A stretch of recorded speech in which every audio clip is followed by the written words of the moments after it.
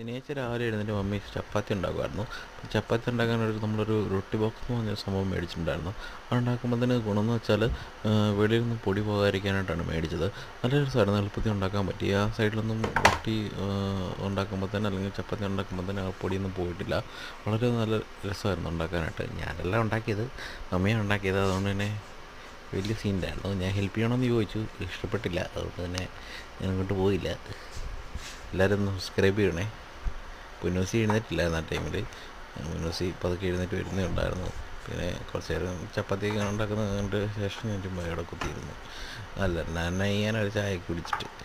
പിന്നെ കറി ഉണ്ടാക്കണമെന്ന് ആഗ്രഹമുണ്ടായിരുന്നു, അത് സമ്മതിച്ചില്ല, അഴുക്കാവെന്നോർത്ത്. അതുകൊണ്ട് ഞാൻ വിട്ട്. ഓക്കെ, എന്തായാലും എല്ലാവരും സബ്സ്ക്രൈബ് ചെയ്യുക.